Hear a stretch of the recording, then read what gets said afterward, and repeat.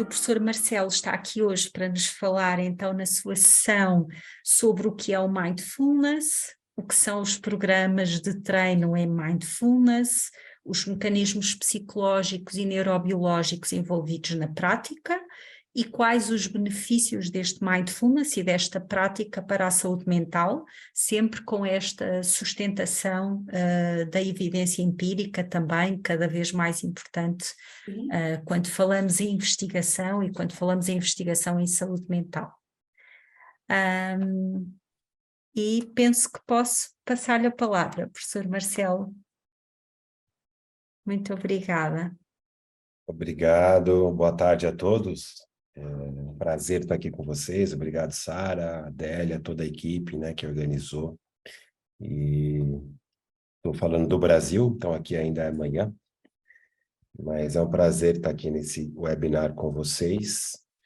E eu, como a professora Sara falou, né, vou apresentar sobre o tema de Mindfulness e vou compartilhar com vocês aqui os meus slides para que vocês possam acompanhar. Só um momentinho.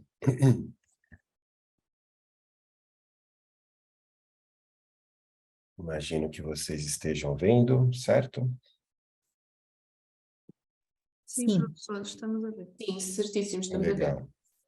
Perfeito. Então, nosso tema de hoje é Mindfulness e promoção da saúde mental, em especial. Como a professora Sara apresentou, eu sou médico de família, clínico geral, né? Acho que em Portugal é assim que se chama.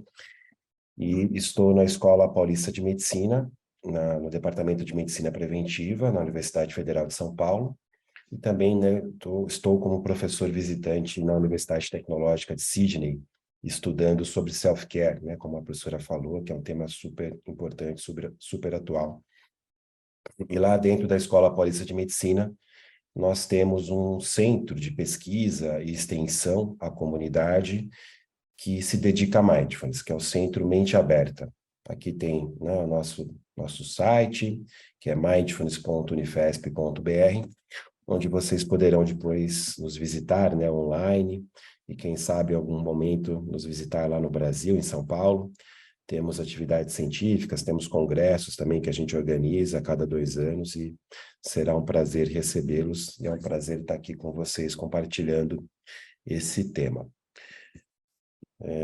Então, vou começar falando da promoção da saúde, né? Qual que é o nosso entendimento sobre promoção da saúde. É um termo que ele ainda está, né, no lugar comum. Muitas vezes a gente confunde promoção da saúde com orientações, com informações, mas é um tema que tem se expandindo bastante, né, em especial nos últimos 40, 50 anos, e ele vai além, né, da gente passar informação.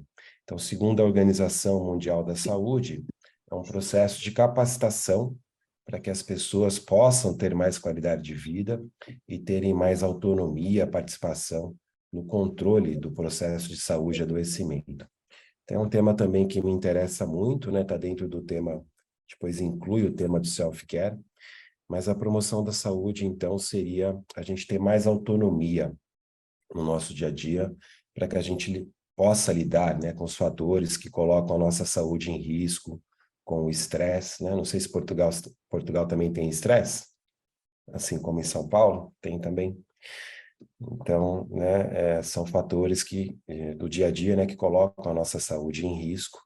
E é importante que a gente tenha mais autonomia, mais recursos internos, né, pessoais, para que a gente lide com isso. Logicamente, sempre o sistema de saúde vai ser importante, né, a gente contar com um bom sistema de saúde, como existe em Portugal, né, um sistema público, mas também é importante que a gente tenha autonomia para que nós, né, possamos lidar com esses fatores da melhor maneira possível e a gente precise menos, né, do sistema de saúde e tenha mais participação nesse processo. Então, hoje em dia, a gente entende promoção da saúde como qualidade de vida, ter mais qualidade de vida, e aí, logicamente, inclui, né, a questão da assistência em saúde, mas vai muito além. É importante que a gente tenha um bom sistema de educação, uma boa base de educação, nutrição, renda, organização da sociedade, segurança, cultura, acesso aos meios de cultura, um meio ambiente, né, saudável, adequado. Tudo isso vai interferir na nossa saúde, né, e na nossa qualidade de vida, e o importante é que a gente tenha mais autonomia também nesse processo.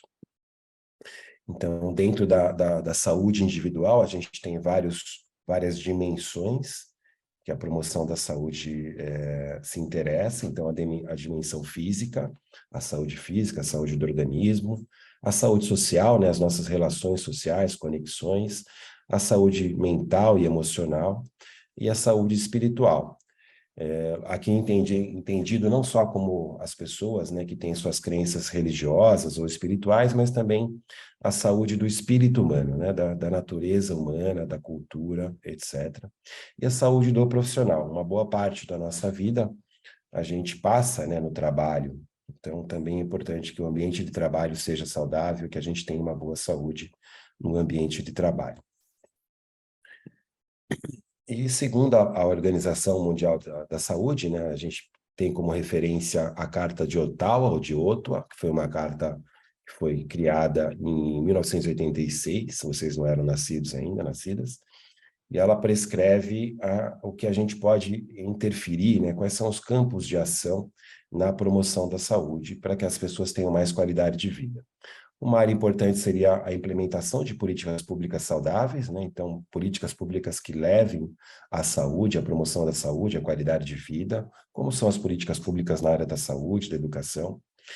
A criação de ambientes que sejam favoráveis à saúde, né? Então, eu ter praças para poder caminhar, né? Portugal é um país maravilhoso, onde tem muitas opções de natureza, né? De ambientes saudáveis para que a gente possa praticar atividade física, ter uma nutrição saudável, as ações da sociedade, da comunidade, né, que se organizam para deixarem também as condições de vida, né, melhor, mais adequada para as pessoas, o desenvolvimento de habilidades pessoais, né, individualmente também, que a gente tenha recursos para lidar com a própria saúde, e a reorientação do próprio sistema de saúde para que ele seja promotor da saúde, não só curador, né? Não só cuidando da doença, mas também promovendo a saúde. Então, são ações que a Organização Mundial da Saúde preconiza que a gente leve, né, para promover mais saúde.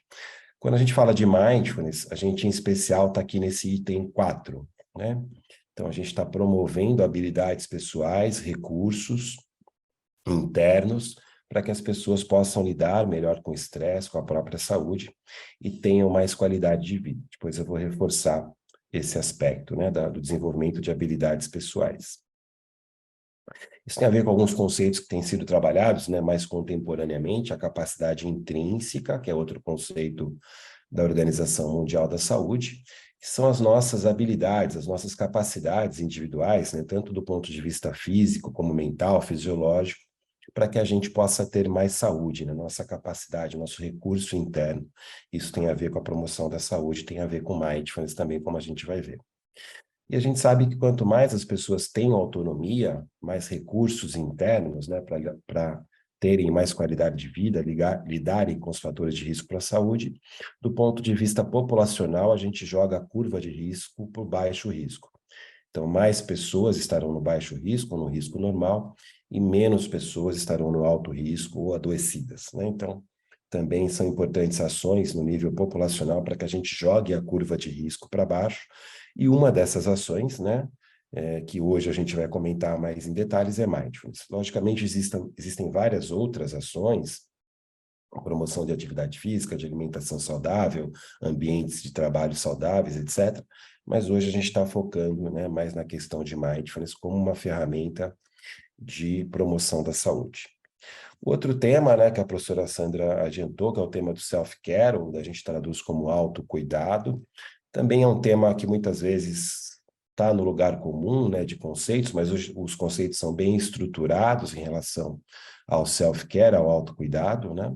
Aqui seguindo as diretrizes australianas, né, que eu estou agora fazendo esse aprofundamento lá, mas hoje em dia o self-care é uma política pública na Austrália, né? Tem sido tratado como uma política pública, e lá eles retomam, né, o próprio conceito da Organização Mundial da Saúde, que seria o papel dos indivíduos em prevenirem a doença, em manejarem a própria saúde e participarem ativamente do seu processo, né, de cuidado em saúde. Então, a gente está focando aqui no papel dos indivíduos, logicamente da sociedade também, das famílias, né, das comunidades, para que eles possam ter mais autonomia, participarem mais ativamente em aspectos de prevenção e promoção da saúde. A gente vai ver que isso é um aspecto fundamental hoje em dia, em especial se a gente lembrar que a doença crônica, as condições crônicas são cada vez mais comuns. Então, as doenças crônicas, elas exigem, né, que a gente tenha, enquanto pessoas, enquanto, né, usuários do sistema de saúde, enquanto pacientes, uma participação mais ativa, para que o processo, né, de manejo, de controle, seja mais efetivo. Isso é muito importante para os indivíduos, para a qualidade de vida dos indivíduos, e também é importante para o sistema de saúde, né, para que o sistema de saúde seja mais efetivo e mais custo-efetivo. E a gente, hoje em dia, divide o self-care, o autocuidado, em 3 áreas. Seria o automanejo, então a possibilidade de eu ter mais autonomia para controlar as minhas medicações, se forem necessárias, os meus tratamentos, o autoexame, ou, por exemplo, a administração, né, de insulina, etc. Então, são habilidades para que a gente possa participar mais ativamente no autocuidado em relação ao nosso tratamento, quando há necessidade de tratamento, em especial as condições das doenças crônicas.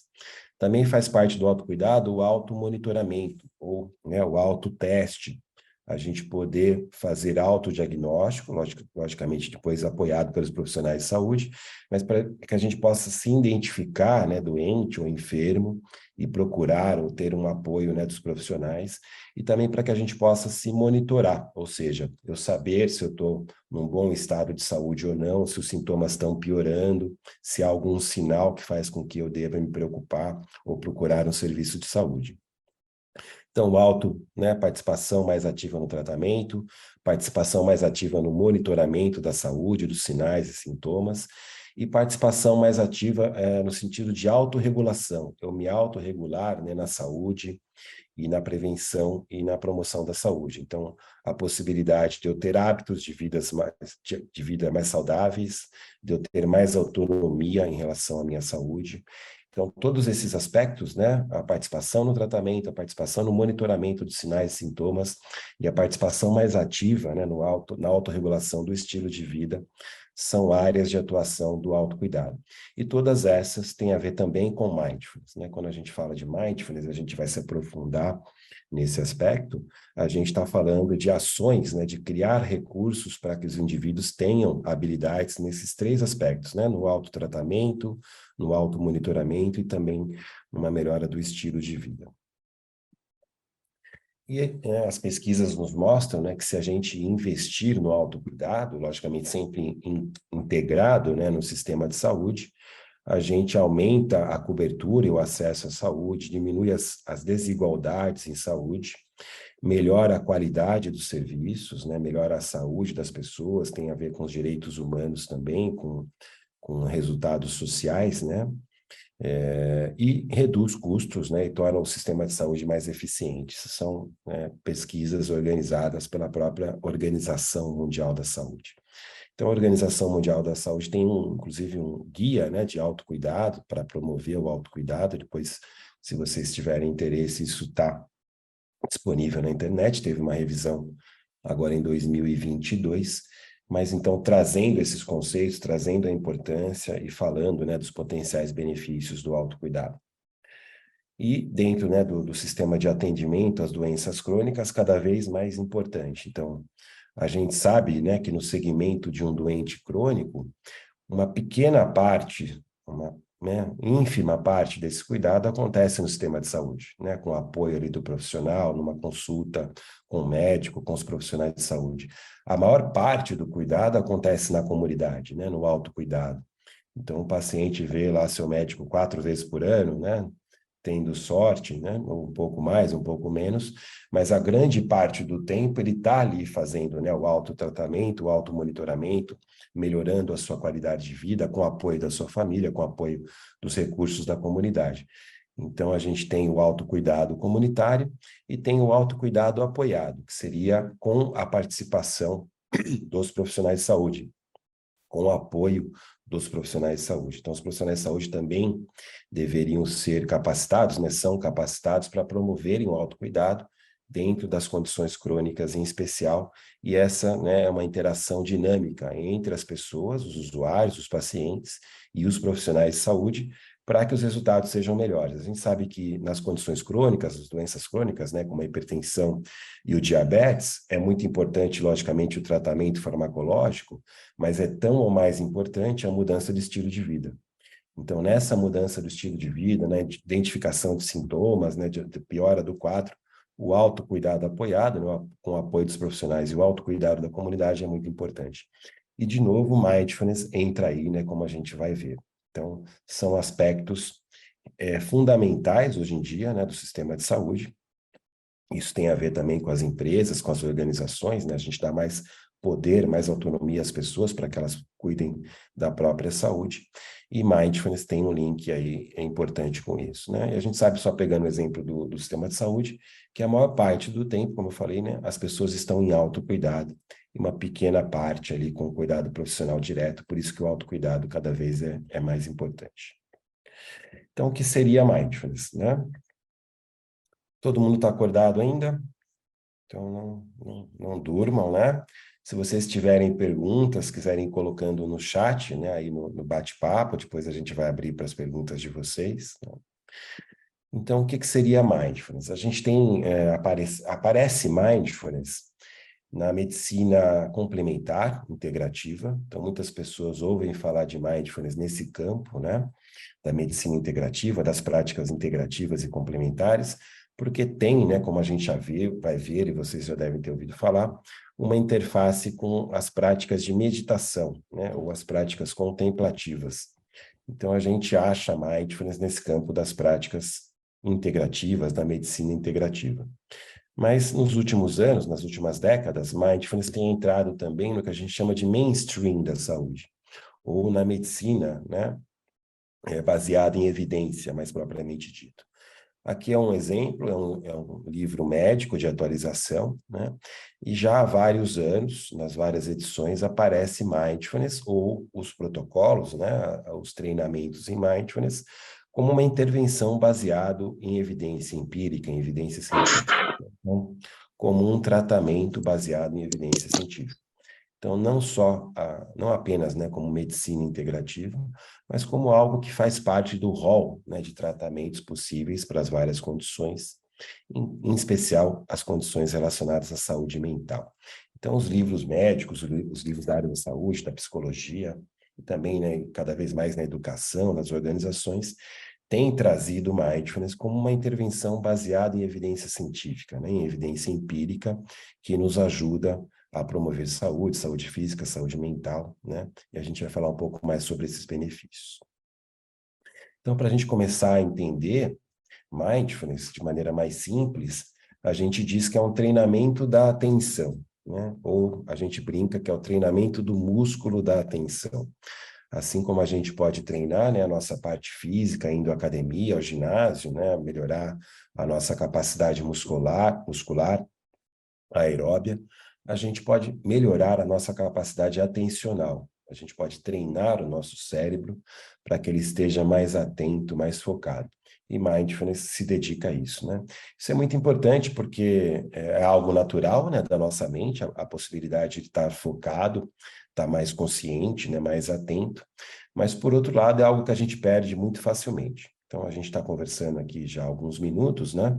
Muito provavelmente a mente de vocês já se perdeu por aí, né? Já houve divagações, a gente perdeu a atenção, perdeu o foco, começou a pensar, né, no que aconteceu no almoço, o que vai acontecer no jantar, o que vai acontecer durante essa semana. Então, a nossa mente facilmente perde o foco durante o dia. As pesquisas nos mostram que aproximadamente metade do tempo, 50% do tempo, a gente está fazendo alguma coisa e a mente está em outro lugar, né? A mente está viajando por aí. Então, metade do tempo a gente está, né, desfocado, sem estar atento realmente àquilo que a gente está fazendo, né? Isso acontece no dia a dia. Por exemplo, se eu estou lendo um livro, às vezes tem que voltar algumas páginas, às vezes eu conheço uma pessoa, ela me falou o nome, eu não lembro mais, porque eu não estava prestando atenção. Então, várias situações que vão acontecendo no nosso dia a dia, onde a gente está sem foco, né, perdeu a atenção, e isso prejudica, né, o nosso desempenho, as nossas relações ali no dia a dia. Então, o treinamento de mindfulness, um aspecto muito importante é o treinamento da atenção, né, para que a gente possa estar mais atento no nosso dia a dia. Isso tem a ver, né, com o nosso desempenho, com as nossas atividades, com a nossa qualidade de vida, e tem a ver também com o gerenciamento do estresse, como eu vou mostrar, né? Um dos fatores que aumenta quando a gente está desatento é a reatividade, a impulsividade ao estresse. Por quê? Porque a gente não se percebe, né, no estresse, no momento desafiador. A gente tende a ser mais reativo, mais impulsivo. E muitas vezes também a divagação mental, né, aquela viagem mental, vai no sentido da preocupação, né, do remoer coisas internas, que a gente chama de ruminação mental. A gente fica ruminando coisas, né, do passado, do futuro, e aquilo também nos deixa mais estressado. Então, se a gente tem uma capacidade interna, né, intrínseca, de estar mais focado, né, de perceber quando a mente nos leva para outros lugares, de voltar a mente para aquilo que a gente está fazendo, né, a nossa atenção, e também de entrar menos, né, dessas ruminações mentais, isso ajuda a gente a ter mais recursos, né, para lidar com o estresse e ter mais qualidade de vida. Então, Mindfulness tem essa interface também de gerenciamento do estresse, né? Aqui pegando, né, uma citação do William James, que a gente considera que é o pai da psicologia moderna, né, para reforçar esse aspecto da atenção. Ele já no final do século XIX dizia, né, que a faculdade de trazer voluntariamente, né, intencionalmente de volta uma atenção dispersa, né, repetidamente, a própria raiz do discernimento, do caráter e da vontade, né? Ninguém é mestre de si mesmo, né, se não temos essa capacidade de controlarmos melhor a nossa atenção, né? E ele dizia já no final do século XIX que um sistema de educação deveria, inclusive, fortalecer esse aspecto, né, de treinar a atenção, mas que ao mesmo tempo não era algo fácil, né? Não é algo prático. Então, Mindfulness vem também como uma das opções para a gente, né, cumprir essa lacuna, né, de como a gente poder treinar a nossa atenção, melhorar o controle da nossa atenção, para que a gente possa gerenciar melhor o estresse, ter mais saúde, mais autonomia, né, mais possibilidade de autocuidado, mais capacidade intrínseca. E aí, uma das técnicas principais que a gente usa, então, para o treinamento de mindfulness é a meditação, né? Aqui eu brinco, né, que sempre dá confusão, porque a gente muitas vezes confunde, né, tem pré-conceitos em relação à meditação. A meditação é um termo bastante amplo, né? A gente compara a palavra meditação com esporte. Então, se eu falo, vou praticar esporte, né, eu tenho que falar qual é a modalidade, qual é o tipo. Então, vôlei, né, futebol, etc. Na meditação também existem muitas modalidades, muitas técnicas que estão por trás dessa palavra, né? Existem técnicas para relaxamento, técnicas para treinamento de atenção, como é o caso de mindfulness, técnicas para melhorar os componentes de compaixão, de autocompaixão, técnicas para autorreflexão. Existem centenas de técnicas e muitas vezes essas técnicas estão no campo da religião, da espiritualidade, outras vezes estão no campo científico, acadêmico. Então, é um contexto muito amplo. E aqui dentro de Mindfulness, a gente está falando de algumas técnicas, né, que são trabalhadas de maneira científica, de maneira simples, para que a gente possa desenvolver essa habilidade atencional, né? E sempre a gente tem trabalhado de maneira laica e científica. Não quer dizer que eu procurar, né, treinamento de mindfulness nas religiões, nas tradições espirituais, seja errado, não é isso. São contextos diferentes, né? E a gente, nas últimas décadas, tem trabalhado, então, nesse contexto mais científico, mais laico, né? A meditação é uma técnica milenar, como eu falei, são centenas de técnicas, né? Nem todas as técnicas são científicas, mas no caso de mindfulness, sim, essas técnicas têm sido validadas pela ciência, têm sido trabalhadas, né, em cursos, treinamentos, com método. Então, além de ser uma técnica consolidada, né, pelo uso já há vários milênios, nos últimos 40 anos, em especial, essas técnicas têm sido validadas também pela ciência, pela neurociência, né? E é sobre isso que a gente está falando hoje em dia, né? Então, a gente diz que Mindfulness tem vários aspectos, tem esse estado mental de maior foco, né, de maior presença, de maior consciência, que todos nós temos, é natural da mente humana, mas como eu falei, a gente tem a tendência a perdê-la, né, rapidamente, metade do tempo a nossa mente está viajando por aí. E as pesquisas nos mostram que existem características pessoais que têm uma certa influência genética, da gente poder usar mais ou menos, estar mais mindful, mais focado ou menos focado no nosso dia a dia.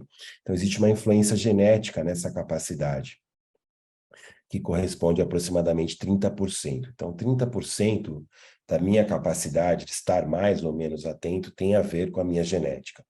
A boa notícia é que 70% tem a ver comigo. Então, tem a ver com as minhas experiências de vida, com os meus treinamentos. Então, para isso, existem técnicas práticas, né, de mindfulness, de atenção plena, que nos ajudam a treinar esse estado mental para que a gente possa usar no dia a dia. Não só estar mais focado, mas, como eu falei, vou falar mais um pouco, o fato de eu estar mais focado me ajuda também a entender, né, como funcionam meus pensamentos, as minhas emoções. Então, eu tenho mais habilidades de regulação emocional no meu dia a dia, de percepção dos meus próprios pensamentos, das minhas atitudes, dos meus comportamentos. Isso me ajuda, né, a desempenhar melhor as minhas funções no dia a dia. E nos últimos 40 anos, a gente tem falado, então, de cursos, de treinamentos. Talvez vocês já tenham ouvido falar dos cursos de 8 sessões, 8 semanas, que são cursos onde a gente aprende essas técnicas, essas práticas, esses exercícios, né, e aprende a incorporar no nosso dia a dia. Então, é um método de treinamento que tá, né, que nasceu nos últimos 40 anos E conforme e que a gente... Sexta-feira, ou sexta, deixa eu só sexta para segunda. E que a gente usa, né, para o treinamento de mindfulness. Esses treinamentos, esses métodos, eles nasceram há 40 anos atrás, nos Estados Unidos, eu vou apresentar um pouco mais, e a gente usa esses treinamentos, então, para o treinamento da atenção plena. Outra palavrinha que vocês vão achar relacionada a mindfulness, infelizmente também em inglês, é awareness, né? Que seria esse estado mental de maior consciência que a gente pode treinar por meio de mindfulness, né? E a gente usa isso em vários contextos, né? Na perspectiva pessoal, do autocuidado, então eu reconhecer as minhas necessidades, reconhecer como funcionam os meus pensamentos, as minhas emoções. Também na perspectiva relacional, né? Eu levo isso para as minhas relações, para as relações interpessoais, né? Em casa, na família, no trabalho. Também me permite estar mais consciente, né, dos meus contextos, né? Como é que funciona o contexto do trabalho, como é que funciona o contexto de vida e como isso interfere nos meus pensamentos, nas minhas emoções e como lidar melhor com isso, né? Mindfulness, como eu falei, né, tá muito, a gente acha já há milênios, muito ligado às tradições religiosas, como o budismo, o hinduísmo, mas também na filosofia, né? A gente vai achar nas tradições filosóficas, por exemplo, estoicas, termos semelhantes a mindfulness, né? Atenção a si mesmo, como é o termo prosoké. Então, os filósofos antigos, gregos, estoicos e outras várias tradições também falavam de mindfulness, de exercícios, para a gente estar mais focado no dia a dia. Então, o que aconteceu nos últimos 40 anos é o que foi trazido uma linguagem científica para isso, né? Uma linguagem do dia a dia, para que a gente possa treinar a atenção e ter mais qualidade de vida. E quem começou com isso, então, foi esse senhor, o Jon Kabat-Zinn. Ele é um biólogo e ele é um professor aposentado da Universidade de Massachusetts, da Faculdade de Medicina. E no final da década de 70, né, do século passado, ele começa a estruturar um método, um treinamento de mindfulness. Ele começou isso dentro do Hospital Geral de Massachusetts, com pacientes com dor crônica, e depois esse método veio a se chamar Mindfulness Based Stress Reduction, ou a sigla MBSR, né? Então, a prática de mindfulness, ou os programas de mindfulness baseados em mindfulness para redução do estresse. Então, ele começa a estruturar esse método, esses programas, no final da década de 70, e isso foi ganhando força, né, ganhando divulgação, e hoje em dia está no mundo inteiro, né, e aqui a gente está falando sobre isso nessa nossa palestra. Outros programas foram criados, um dos mais importantes é esse outro aqui, que é o Mindfulness Based Cognitive Therapy, que é a sigla MBCT, é uma terapia, né, cognitiva baseada em mindfulness. Ela foi criada a partir inspirada, né, pelo trabalho do Jon Kabat-Zinn, mas foi criada por 3 psicólogos clínicos, o John Teasdale, da Universidade de Cambridge, o Zindel Siegel, da Universidade de Toronto, no Canadá, e o Mark Williams, da Universidade de Oxford, no Reino Unido. Eles se reuniram para criar esse protocolo que mistura práticas de mindfulness, exercícios de mindfulness, com exercícios cognitivos. E ele foi criado ali no final da década de 90, em especial para pessoas que tenham vulnerabilidade à depressão e à ansiedade. Então, é um programa que tem sido usado, inclusive, no sistema de saúde inglês. Tá?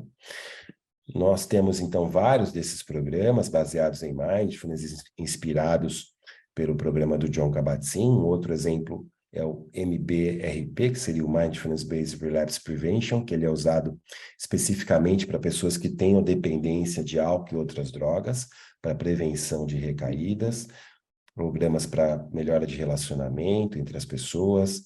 Existem também psicoterapias que usam mindfulness como um dos elementos, né, da psicoterapia. Aqui a gente tem 2 exemplos bastante clássicos também, o DBT, que seria a terapia dialética comportamental, que é para pessoas com transtornos de personalidade borderline e também com risco aumentado de suicídio. É toda uma psicoterapia bastante complexa, que um dos elementos é o treinamento em mindfulness. Outro elemento seria a terapia de aceitação e compromisso, usada para ansiedade. Também tem vários elementos, e um deles é mindfulness. A gente tem estratégias de mindful eating, comer consciente, para pessoas com transtornos alimentares, estratégias para a educação, tanto para professores como para alunos, estudantes, crianças, adolescentes, e temos também estratégias para o ambiente corporativo, organizações, né? São programas próprios para esses ambientes. Aqui um exemplo da educação. Existem protocolos para professores, que são os protocolos de adultos, mas existem também protocolos para crianças e adolescentes, né? Junto ali às competências socioemocionais. Então, hoje em dia, a gente tem protocolos a partir dos 3 anos de idade, crianças de 3 a 7, são práticas adaptadas, mais lúdicas, né? Numa linguagem mais infantil, para que as crianças tenham acesso, protocolos de 7 a 11 anos, protocolos também para adolescentes, trazendo as práticas de mindfulness, de atenção plena, adaptadas para essa população. Assim como a gente tem protocolos voltados a empresas, a companhias, como tem o exemplo do protocolo da Google, foi criado dentro da empresa Google, e depois virou uma empresa de treinamento, que é o Search Inside Yourself. Então, são adaptações das práticas de mindfulness para o ambiente corporativo. Também muitas equipes esportivas têm usado mindfulness, atletas. Aqui é um exemplo de um projeto nosso, com a seleção olímpica de handball, né, do Brasil, que foi para as Olimpíadas do Rio, depois para as Olimpíadas agora de Tóquio, e eles treinaram mindfulness dentro do sistema de treinamento, né, e tiveram bons resultados. A gente também treinou a seleção paralímpica de boccia no Brasil, também tiveram bons resultados na Olimpíada de Tóquio. Então, também equipes esportivas têm se beneficiado, né?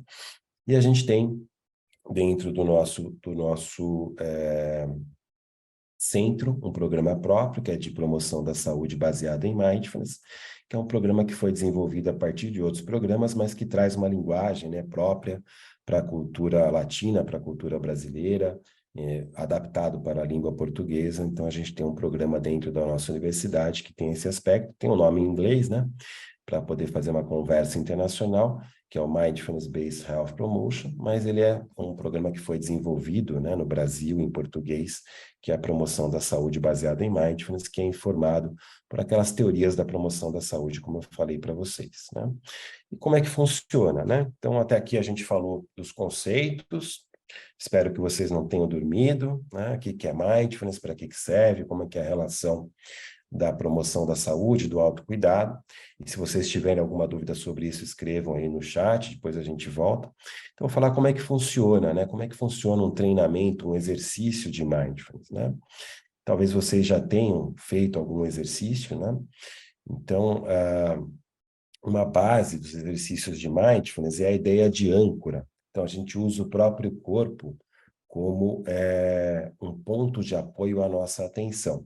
Talvez vocês já tenham visto pessoas praticando, né? Às vezes elas estão de olhos fechados. O que elas estão fazendo? Elas estão prestando atenção na respiração, né? Vocês podem até testar isso. Então, eu levo a minha atenção para a respiração. Então, a respiração vira uma âncora, um ponto de apoio, né?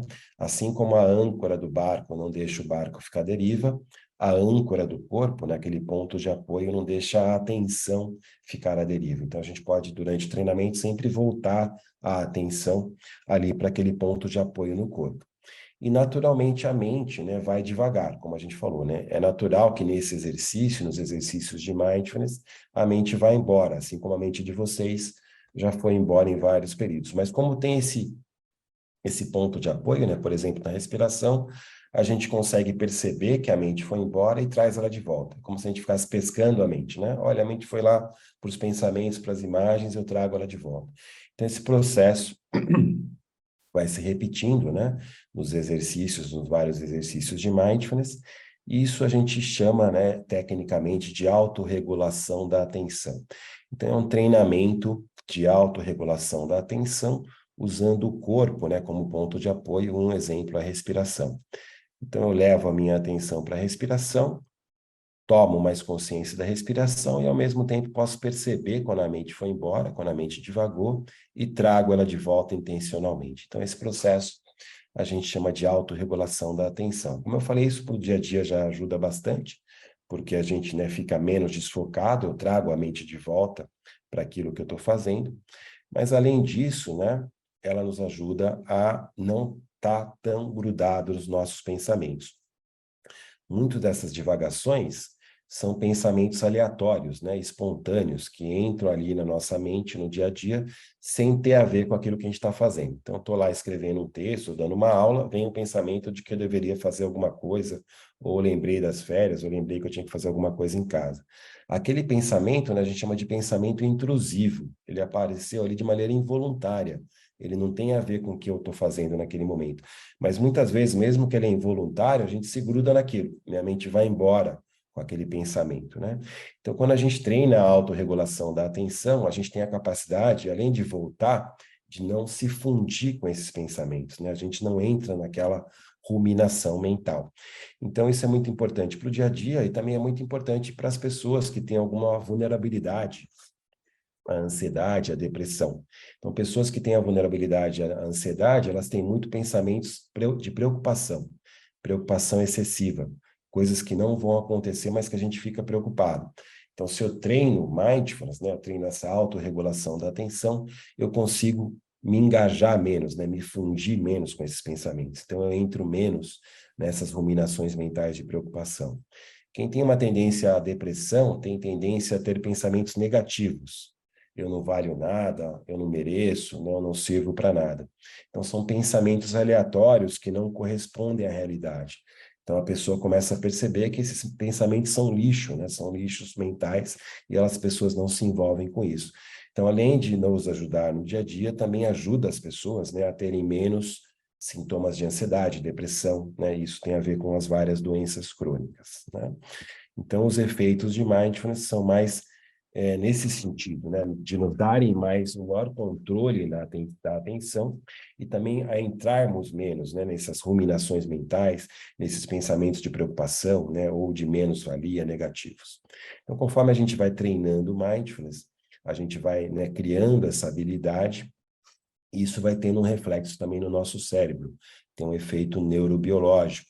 E a gente sabe que algumas áreas do cérebro são mais ativadas com o treinamento regular de mindfulness, né? Então, aqui eu estou trazendo alguns exemplos. O córtex pré-frontal, que nos define como humanos, né? Que é a parte do cérebro relacionado à linguagem, à tomada de decisões, ele é mais ativado com a prática de mindfulness. O hipocampo, que está relacionado à memória, à atenção, à aprendizagem. A ínsula, que está relacionado à tomada de percepção interna das sensações. Isso também faz com que a gente perceba melhor as emoções, regule melhor as emoções. E a amígdala, né, do cérebro, nesse caso, que está relacionada ao estresse, né, a reação de luta e fuga. A gente sabe que quanto mais eu treino mindfulness, mais eu tenha essa possibilidade de estar mais consciente de mim mesmo, né, de como eu reajo ao estresse, essa parte do cérebro ela vai ficando menos impulsiva, menos reativa, menos ativada, e ela se comunica melhor com o córtex pré-frontal, ou seja, a gente tem uma tendência, né, a partir do treinamento regular, a reagir menos ao estresse e ter respostas mais racionais. Aqui só um exemplo de um estudo que foi feito com crianças e mostrando que acontece a mesma coisa, né, num estudo neuropsicológico, onde as crianças eram expostas a caras, né, que davam medo, e as crianças que treinaram mindfulness ativaram menos a amígdala, né, a reação de luta e fuga, e se conectaram mais com o cérebro racional, né, com o córtex pré-frontal. Então, uma série de estudos vão nos mostrando, isso é um estudo no nosso grupo, né, mostrando que esse treinamento de controle atencional nos dá mais consciência corporal, a gente consegue se expor melhor às emoções, regular melhor as emoções, reinterpretar as emoções negativas, e isso faz com que a gente tenha um comportamento mais funcional frente às emoções, né? Então, eu sou menos reativo, eu consigo entender uma emoção de raiva, eu consigo evitar um comportamento, né, de dar uma resposta atravessada a um comportamento, né, inadequado. Muitas vezes, por exemplo, a gente recebe uma mensagem ou está numa reunião, alguém fala alguma coisa que afeta a nossa emoção, né, a gente fica com raiva ali ou com medo, e às vezes a gente tem uma resposta, né, responde, fala de maneira inadequada, contaminado pelas emoções. Então, o treinamento de mindfulness nos ajuda a perceber a emoção e, às vezes, né, evitar um comportamento inadequado, deixar para falar no momento mais adequado, ou deixar de dar uma resposta atravessada. Então, esses são os efeitos para o dia a dia a partir do treinamento da atenção, né? Aqui outros estudos mostrando, né, que o treinamento regular melhora essa qualidade da atenção. Então, a gente, quando treina a mindfulness, né, a gente está treinando, na verdade, o que a gente chama de meta-atenção, que seria a atenção a si mesmo, né, metacognição. Então, que seria a capacidade da gente se observar, né? Se observar nesses momentos difíceis, em especial, e ter uma melhor resposta. Então, não é relaxamento, né? Não é uma prática de relaxamento, mas sim de autoconhecimento, né? De autoconsciência. E também não tem o objetivo, como outras técnicas, né? De deixar a mente em branco. Aqui é uma brincadeirinha, né? Meu nome é João, e faz 36 dias que eu não tenho nenhum pensamento. Não é esse o propósito, né? Inclusive, a gente vai poder observar melhor os nossos próprios pensamentos e, a partir daí, observar também as nossas emoções e regular melhor as nossas emoções. Isso nos leva a mais promoção da saúde. Então, para a gente indo aqui para a parte final, né? Depois eu vou abrir para as perguntas de vocês. Eu vou falar, então, das evidências empíricas, né? Dos estudos que a gente tem sobre essas intervenções. Hoje em dia, a gente tem cada vez mais estudos sobre as intervenções baseadas em mindfulness. Aqui é um gráfico, né, desses estudos. Esses protocolos, né, esse método, como eu falei, nasceu no final da década de 70, ali pelo Jon Kabat-Zinn. E aí, por 20 anos, houve muito pouca pesquisa, mas a partir dos anos 2000, houve um interesse grande nessas intervenções, nesses métodos, e hoje em dia a gente tem um crescimento exponencial das pesquisas, né? Na última compilação, essa ainda de 2021, né, já tem muito mais do que isso, a gente tinha 16.581 estudos, né? Esses estudos estão tendo um crescimento exponencial desde os anos 2000, em especial desde 2006, ainda bastante focado em saúde mental, né? 47% das publicações em psicologia e 20% em psiquiatria, ainda muito em países de cultura ocidental, em especial nos Estados Unidos e no Reino Unido, mas tem aumentado, né, a pesquisa em todos os continentes, inclusive no continente asiático. As palavras-chave mais frequentes que a gente encontra nos estudos são depressão, estresse e ansiedade. No começo, né, das pesquisas ainda havia um grande vínculo com a questão da espiritualidade, mas nos últimos anos tem uma tendência, né, aos estudos mais laicos, mais científicos, buscando mecanismos moderadores, efeitos de longo prazo, aspectos neurocientíficos, e com a pandemia aumentou muito os estudos de intervenção online, né? Então, a possibilidade de aprender e treinar mindfulness online, por exemplo, com plataformas como o Zoom. E, em especial, o que a gente vê, então, são efeitos para a saúde mental, né? Então, o treinamento de mindfulness melhorando a nossa saúde mental, né? Melhorando a relação com o estresse, com a ansiedade, com a depressão. As pesquisas, né, começaram com o próprio Jon Kabat-Zinn, ali ainda na década de 80, ainda muito preliminar, né? E houve esse crescimento a partir dos anos 2000. E hoje a gente tem muitas meta-análises, que são quando a gente junta, né, vários estudos, que é o melhor grau de evidência que a gente tem sobre os efeitos de mindfulness. E as meta-análises têm nos mostrado, né, que mindfulness, o treinamento em mindfulness, pode melhorar sintomas, né, e doenças relacionadas à depressão, sintomas e doenças relacionadas à ansiedade, todas as doenças crônicas relacionadas ao estresse, como a hipertensão, diabetes, as doenças inflamatórias do intestino, a melhora da qualidade de vida em geral para qualquer pessoa, né? E também pessoas que tenham quadros de dor crônica, melhora o funcionamento no dia a dia, a qualidade de vida, né? Então, a gente tem falado que mindfulness, dentro da saúde, funciona como uma opção terapêutica baseada em evidência, né? Então, a gente pode propor o treinamento em mindfulness, além desses aspectos, né, de promoção da saúde, de autocuidado, em especial para doenças crônicas ou condições crônicas relacionadas ao estresse, e em especial, né, na saúde mental, os sintomas e transtornos de depressão, os sintomas e transtornos de ansiedade, a dor crônica e também a dependência de álcool e outras drogas. E também os estudos nos mostram que são intervenções custo-efetivas. Elas diminuem os custos, né? Salvam, né? Tem um incremento, né? Na economia do sistema de saúde, isso vale para a educação também. Tem um exemplo de um estudo que diz que pessoas com depressão que passam por treinamento em mindfulness, elas usam melhor o sistema de saúde e gastam menos, em média, $100 por ano, né? Cada pessoa. Então, isso tem um impacto muito grande para o sistema de saúde, para as organizações, etc. Aqui um exemplo de um estudo muito interessante, que foi publicado numa revista internacional muito importante, que é o Lancet, né? Só para vocês terem um exemplo. Nesse estudo, então, os pesquisadores ingleses, eles pegaram pessoas com depressão, que estavam numa fase de manutenção do tratamento, e elas estavam usando antidepressivos para não terem mais quadros, e metade das pessoas pôde tirar o antidepressivo e participar de um programa de mindfulness, de treinamento, e a outra metade manteve o antidepressivo. E num segmento de 2 anos, tanto quem tirou o antidepressivo e praticou mindfulness, como quem manteve o antidepressivo, teve os mesmos resultados. Então, a prática de mindfulness, ou o treinamento de mindfulness, seria equivalente a manter o antidepressivo para a redução da recaída, né, da recorrência em depressão. Aqui um estudo mais recente, falando que mindfulness para ansiedade, ele é equivalente a uma medicação de primeira escolha, né, o escitalopram. Então, também um estudo controlado, randomizado, mostrando que adultos com transtorno generalizado de ansiedade se beneficiam tanto de mindfulness como de medicação, né? São similares, são equivalentes. Os dois têm os mesmos efeitos para ansiedade. Tanto um medicamento clássico, né, de primeira escolha ansiolítico, né, quanto o treinamento de 8 semanas em mindfulness. E também, né, o interesse grande de vocês na questão dos profissionais, né, de saúde ou profissionais de educação.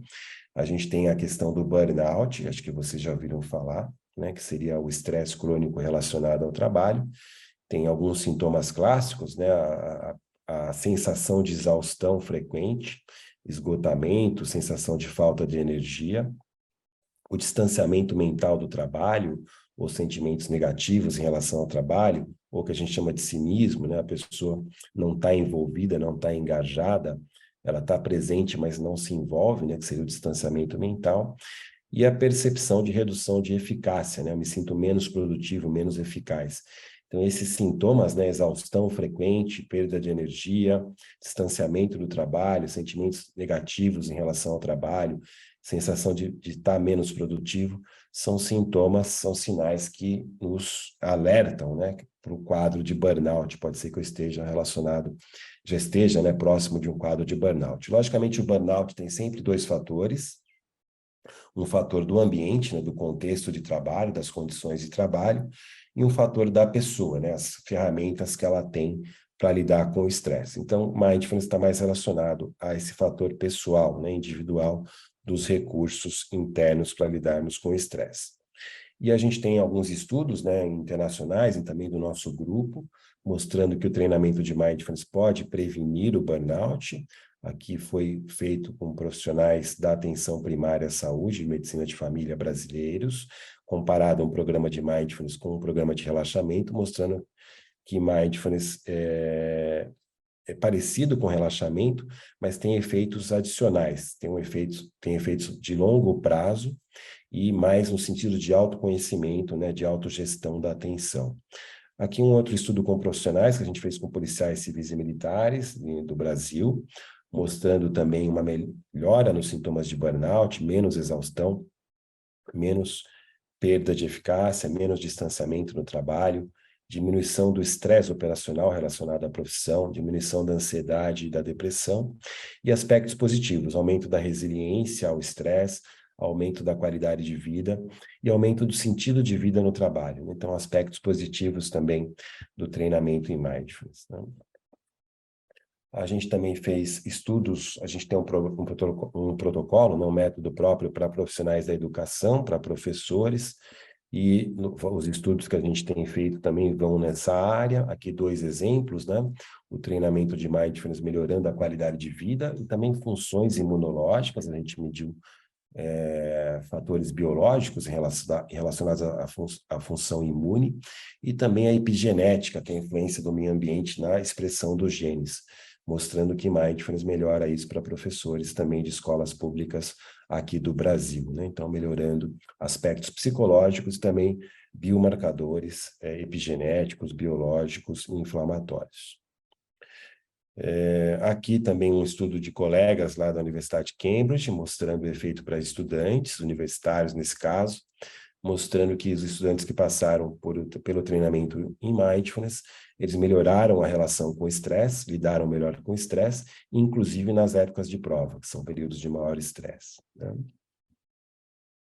Então, esses resultados têm levado muitas organizações também, não só de educação, mas empresas, né, a implementarem mindfulness. E aqui um exemplo da Aetna, né, mostrando melhora da atenção, da qualidade do sono, diminuição do estresse, diminuição dos quadros de dor crônica, melhora da produtividade, né, dos funcionários. Aqui uma revisão sistemática mostrando esses mesmos efeitos, né, de aplicação de mindfulness nas organizações, aumento da atenção, redução do estresse, redução dos sintomas de ansiedade, redução do sofrimento psicológico, aumento do bem-estar e melhora do sono.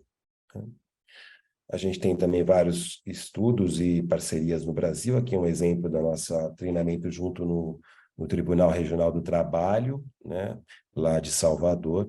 Então, são iniciativas que estão acontecendo também no Brasil, onde a gente está levando os treinamentos em mindfulness para essas organizações, né?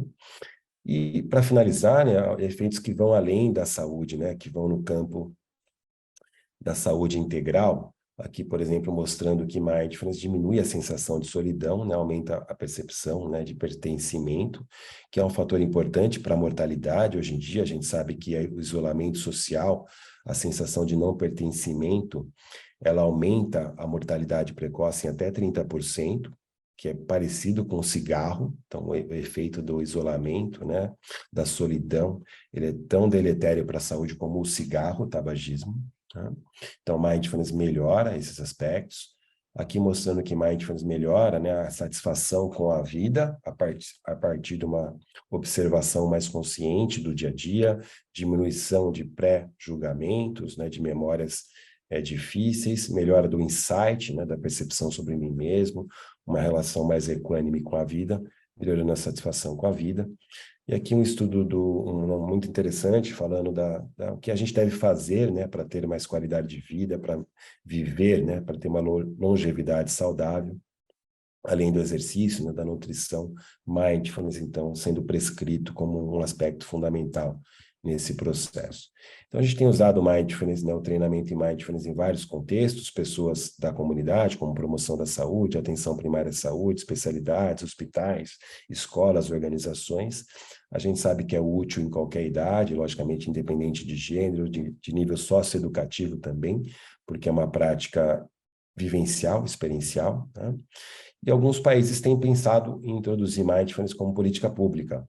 Caso do Reino Unido, através desse deputado, Tim Ryan, e no Reino Unido, né, como eu citei, isso já é uma realidade. No Reino Unido, mindfulness faz parte de uma política pública de bem-estar social, onde desde 2004 os treinamentos em Mindfulness estão dentro do Sistema Público de Saúde, do NHS, né, do National Health Service, e desde 2015 eles têm expandido isso para as escolas, né, fazendo implementação nas escolas também para os professores, para os estudantes, né. A gente tem muita literatura em português, né, tanto brasileiro como de Portugal. Aqui são exemplos de livros do nosso autoria: Mindfulness, Manual Prático de Mindfulness, Mindfulness e Ciência, A Ciência da Compaixão, que é o tema correlato. A gente tem a edição do livro do próprio Jon Kabat-Zinn, em português, que está muito bem escrita, né? Aqui tem o contato novamente do nosso site, do nosso grupo, para que vocês possam explorar depois, tem muitas informações ali. E eu vou encerrando por aqui, deixando aberto, então, né, os comentários da professora Sara e também os comentários de vocês e as perguntas, né, para que vocês também não durmam. Então, agora é a hora de acordar, fazerem as perguntas, os comentários. Muito obrigado pela atenção de vocês.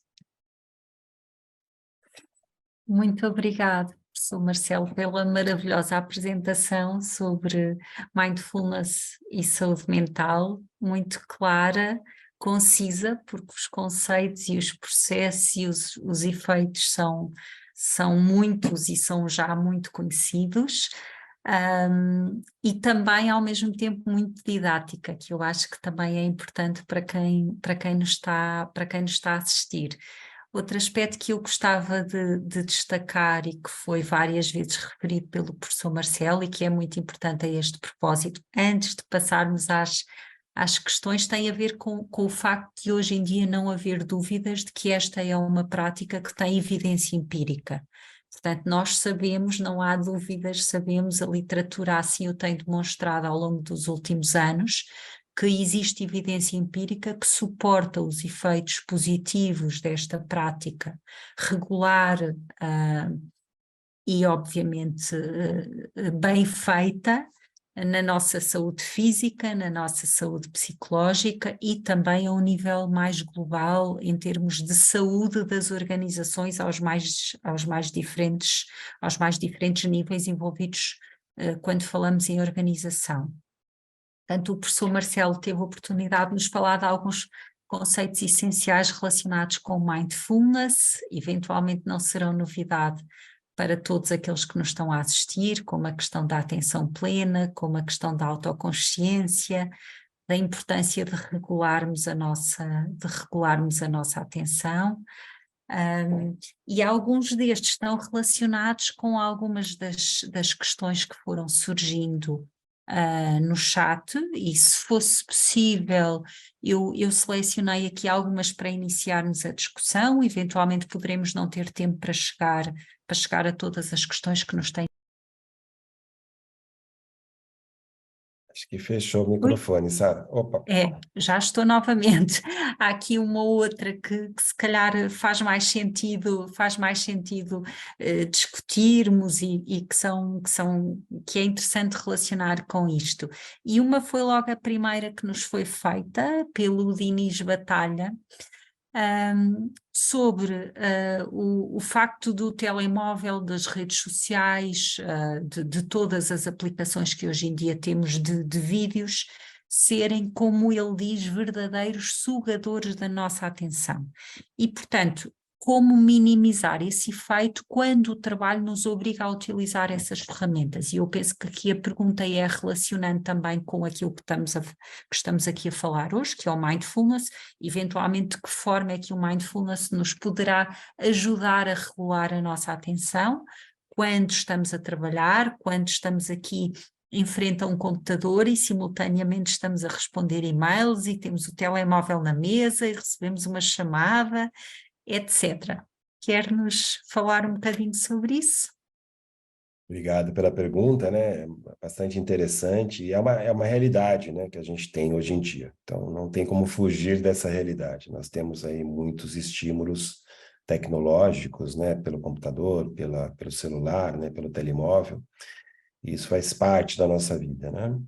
E também tem os aspectos positivos, né? A possibilidade de a gente estar, por exemplo, conversando agora, né? Usando uma plataforma virtual, online, a possibilidade de a gente estudar, ter acesso à informação. Então, fará parte da nossa vida, já faz, e tem também os aspectos positivos. Mas a questão realmente é verdade também, que ele é um sugador de atenção.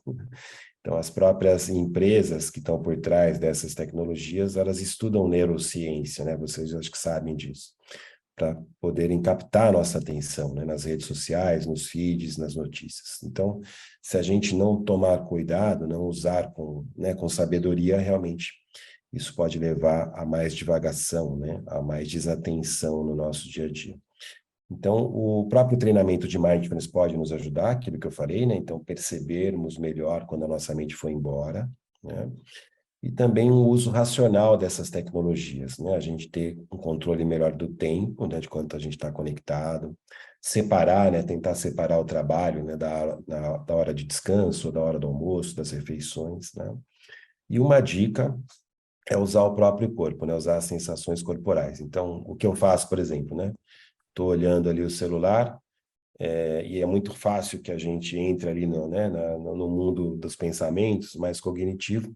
Eu, de vez em quando, eu vou lá e sinto o celular, né? Sinto o telemóvel, né, na minha mão. Uso a parte sensorial, o tato, para me conectar com aquele momento, né? Então, eu uso o corpo para lembrar que eu estou ali e eu saí um pouco daquela imersão, né, do telemóvel. Às vezes a gente usa também a respiração, olho para outro lugar, né?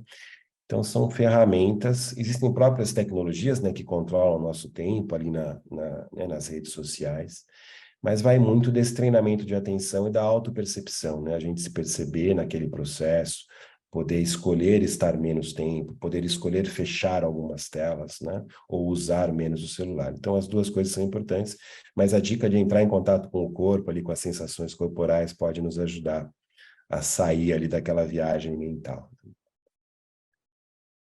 Muito obrigada.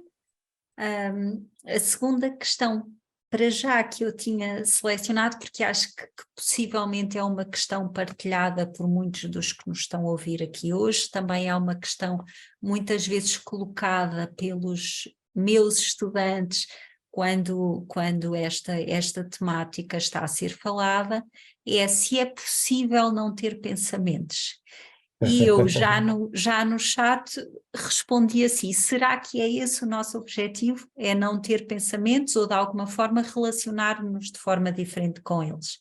Isto também é um grande desafio quando nós falamos nas terapias de terceira geração e no mindfulness também em particular, e também nos adiantou o conceito de fusão e desfusão cognitiva, que também tem muita relação com esta questão, por isso, se nos pudesse falar um bocadinho sobre isso. Obrigado, né? Então, aquela brincadeira que eu passei lá, né? Da mente em branco, aquele não existe, né? Porque faz parte da nossa mente os pensamentos, né? Os pensamentos são uma parte importante da nossa experiência, uma característica do ser humano relacionada à linguagem, né?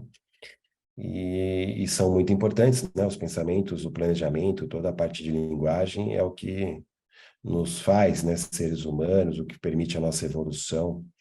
E, de novo, seria o melhor manejo, né? Então, mindfulness nos ajuda a manejar melhor, né? A tomar mais consciência desses pensamentos, como a professora Sara falou, a nos relacionarmos melhor com os pensamentos. Então, não é o objetivo de mindfulness limpar a mente, não é esse, até porque é impossível, né?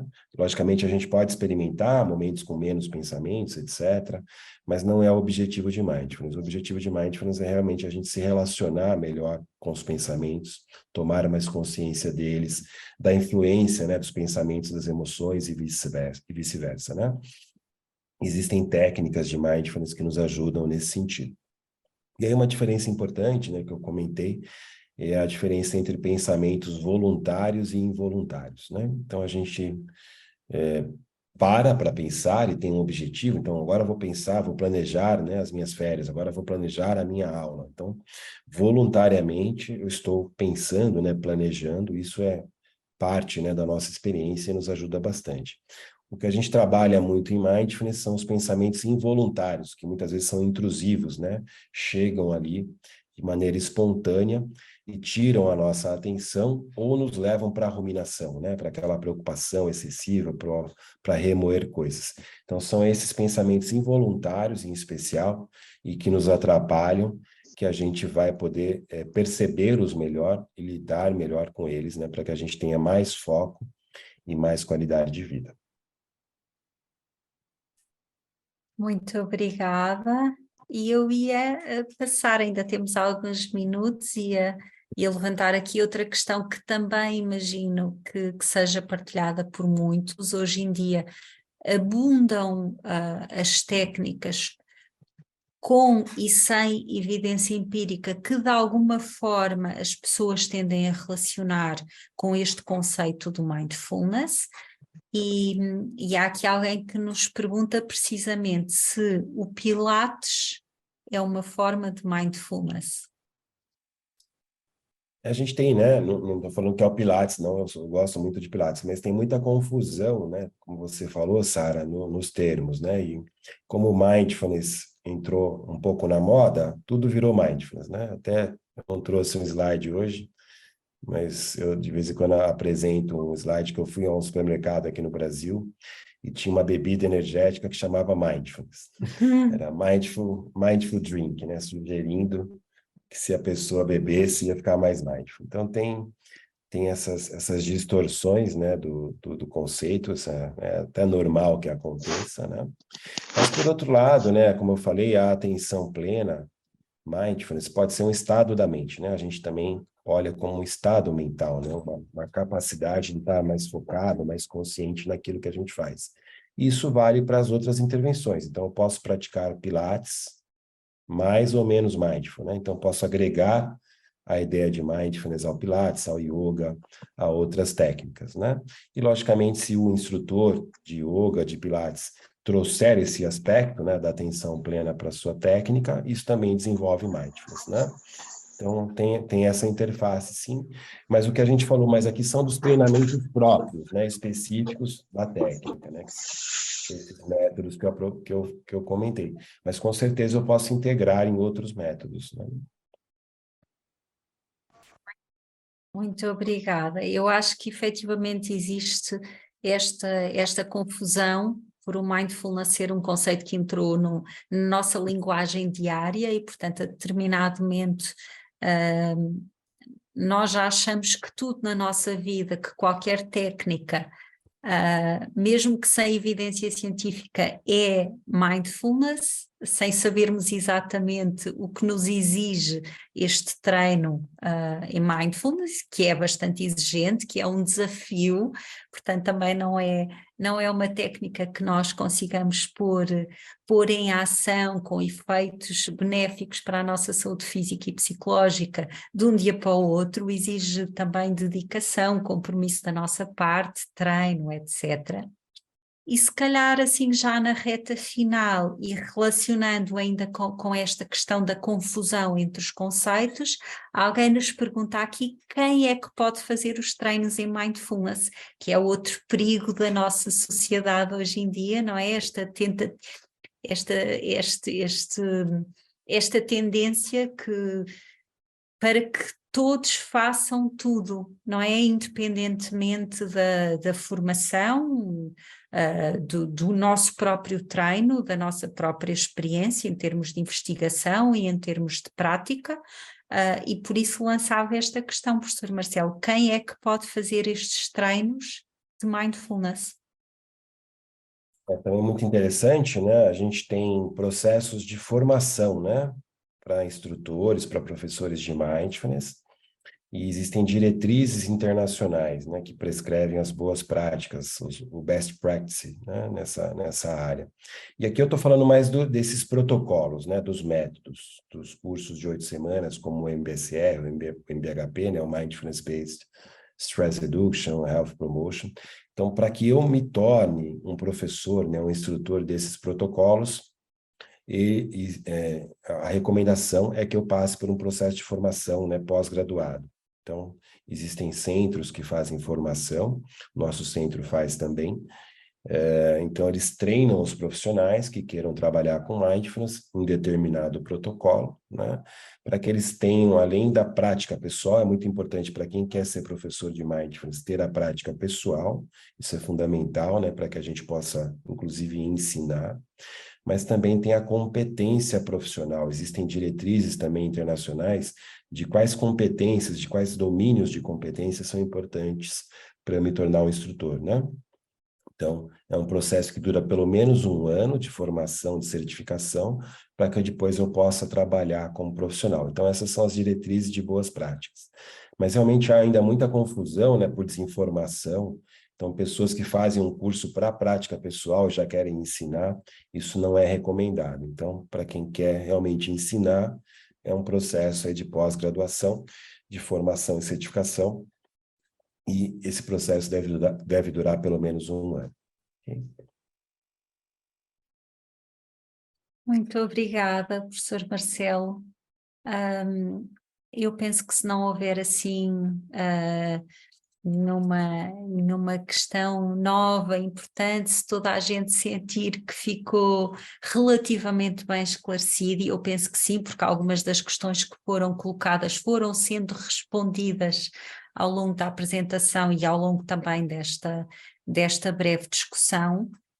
Eu aproveitava a oportunidade para agradecer uma vez mais a brilhante apresentação, muito esclarecedora, dizer que foi uma honra poder colaborar com os colares na moderação deste evento e poder também aprender com o professor Marcelo aqui hoje. E passava então, devolvia a palavra ao CLA de Grândola, à doutora Melanie Magalhães. Obrigada, professora Sara. Obrigada. E então basta-me agradecer ao professor Dr. Marcelo de Marzio por estar aqui connosco e por ter partilhado os seus conhecimentos sobre mindfulness e como esta prática apresenta benefícios para a saúde mental de todos nós, em particular para os profissionais de saúde.